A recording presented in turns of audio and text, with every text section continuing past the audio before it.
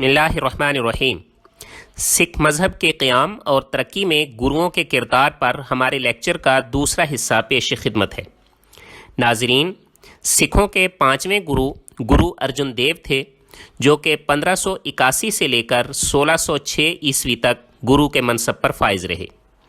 ناظرین، سکھ مذہب کے استحکام اور سکھوں کو علیحدہ تشخص دینے میں گرو ارجن دیو کا کردار سب سے نمایاں رہا۔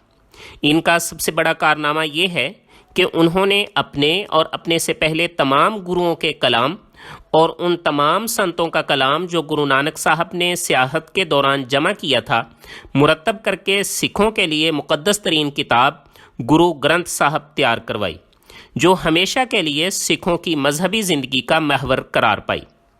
مزید برآں، گرو ارجن دیو نے امرتسر کے تالاب میں سکھوں کی ایک مرکزی عبادت گاہ ہری مندر تعمیر کروا کے سکھوں کو ایک مرکز فراہم کر دیا۔ یہ جگہ سکھوں میں دربار صاحب کے نام سے یاد کی جاتی ہے۔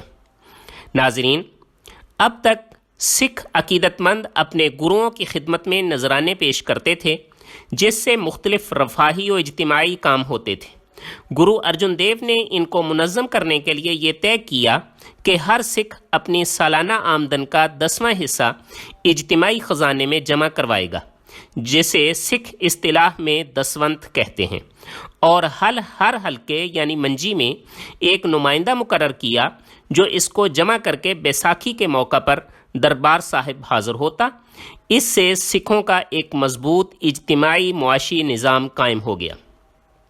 ناظرین، گرو ارجن دیو کے عہد میں ایک بڑی تبدیلی یہ بھی آئی کہ انہوں نے سابقہ گروؤں کے برخلاف سادہ بود و باش ترک کر کے شاہانہ شان و شوکت کو اختیار کر لیا۔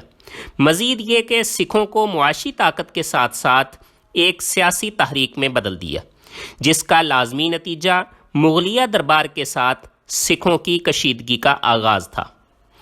ناظرین، جیسا کہ پہلے بھی ذکر ہو چکا ہے کہ مغل بادشاہ جلال الدین اکبر کے سکھ گروؤں کے ساتھ تعلقات دوستانہ تھے، لیکن اس کے بیٹے جہانگیر کے ساتھ سکھوں کے معاملات بتدریج بگڑتے چلے گئے۔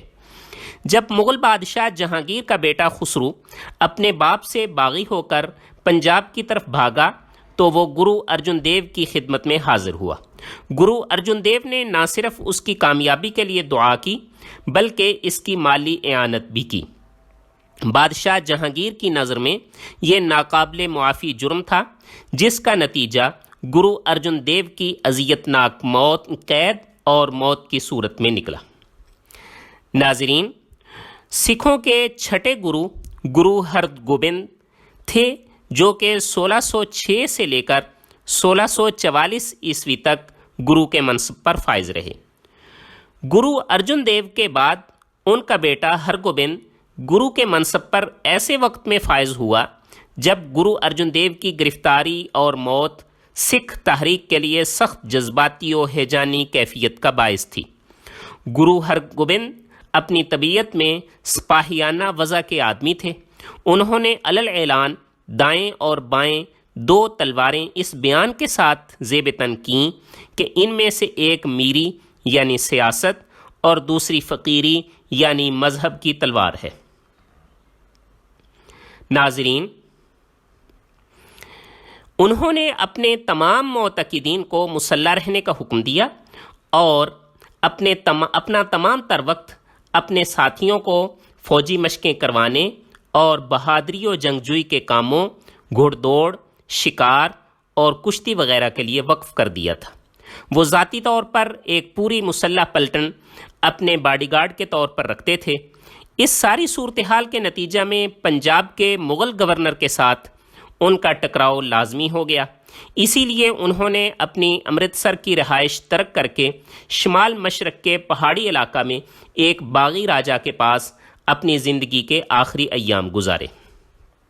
ناظرین، سکھوں کے 7ویں گرو ہری رائے تھے، جو کہ 1644 سے لے کر 1661 عیسوی تک گرو کے منصب پر فائز رہے۔ گرو ہری رائے نرم مزاج اور صلح پسند آدمی تھے۔ انہوں نے سلطنت کے خلاف کوئی بھی سیاسی اقدام کرنے سے گریز کیا۔ ناظرین، سکھوں کے 8ویں گرو ہرکشن تھے جو کہ 1661 سے لے کر 1664 عیسوی تک گرو کے منصب پر فائز رہے۔ گرو ہرکشن کو محض 5 سال کی عمر میں ہی گرو نامزد کیا گیا اور صرف 2 سال بعد چیچک کے مرض میں ان کا انتقال ہو گیا۔ ناظرین، سکھوں کے 9ویں گرو گرو تیغ بہادر تھے جو کہ 1664 سے لے کر 1675 عیسوی تک گرو کے منصب پر فائز رہے۔ گرو تیغ بہادر صلح پسند اور صوفی منش آدمی تھے۔ یہ اورنگزیب عالمگیر کی بادشاہت کا عہد شباب تھا۔ سکھ روایات اورنگزیب کو متعصب اور جابر بادشاہ کی صورت میں پیش کرتی ہیں اور سکھوں کے لیے اس کی ایک اندوہناک صورت گرو تیغ بہادر کو دہلی بلایا جانا اور مسلمان ہونے سے انکار پر اورنگزیب کے حکم پر قتل کیا جانا ہے۔ ناظرین، سکھوں کے 10ویں گرو گرو گوبند سنگھ ہیں جو کہ 1675 سے لے کر 708 عیسوی تک گرو کے منصب پر فائز رہے۔ ناظرین، سابقہ تمام واقعات کے تناظر میں گرو گوبند سنگھ نے مغل حکومت کے ساتھ زندگی اور موت کی بازی کو اپنا نصب العین بنا لیا۔ متعدد پہلوؤں سے گرو نانک صاحب کے بعد گرو گوبند سنگھ سکھوں کے اہم ترین گرو ثابت ہوئے۔ تقریباً 8 سال کی عمر میں گرو کے منصب پر فائز ہوئے اور اپنی ذات میں علم و فن، شاعری، جنگجوئی، شاہ سواری اور جرأت کی ایسی اعلیٰ خصوصیات جمع کر لی تھیں جو سکھوں کے لیے ہمیشہ ایک مثالی ہیرو کا نمونہ پیش کرتی رہیں۔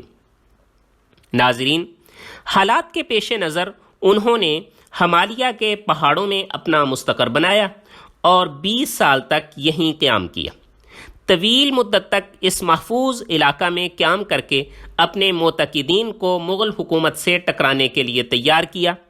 ہندوؤں اور مسلمانوں سے سکھوں کا علیحدہ تشخص قائم کرنے کے لیے کچھ مخصوص احکام وضع کیے، جن میں تمباکو نوشی سے مکمل احتراز اور حلال گوشت کی ممانعت، مردوں کے لیے اپنے نام کے ساتھ سنگھ یعنی شیر اور عورتوں کے لیے اپنے نام کے ساتھ کور یعنی شہزادی کا استعمال ہے۔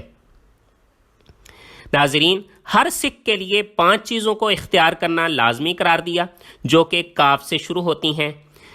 نمبر 1 کیس یعنی بال رکھنا، نمبر 2 کنگا یعنی ہر وقت اپنے پاس بال سنوارنے کے لیے کنگا رکھنا، نمبر 3 کڑا یعنی ہاتھ میں کڑا پہننا، نمبر 4 کچھا یعنی جانگیا پہننا، نمبر 5 کرپان یعنی ایک چھوٹی تلوار ہر وقت اپنے پاس رکھنا۔ ناظرین، گرو گوبند سنگھ وقتاً فوقتاً پہاڑی راجاؤں کے خلاف فوج کشی کرتا رہا۔ بالآخر اورنگزیب کی فوجوں نے اس کے خلاف فیصلہ کن اقدامات کیے، جس کے نتیجے میں گرو گوبند سنگھ کی طاقت ٹوٹ گئی اور اس کے خاندان کے تقریباً تمام افراد اس میں کام آ گئے۔ گرو گوبند خود بھیس بدل کر نکلنے میں کامیاب ہو گئے اور اپنی زندگی کے آخری ایام دکن میں گزارے۔ 1708 عیسوی میں انہوں نے انتقال سے پہلے یہ طے کر دیا کہ اب آئندہ کوئی آدمی سکھوں کا گرو نہیں ہوگا، بلکہ ان کی مذہبی کتاب گرو گرنتھ صاحب ہی ان کے لیے ہمیشہ ہمیشہ گرو کا کام کرے گی۔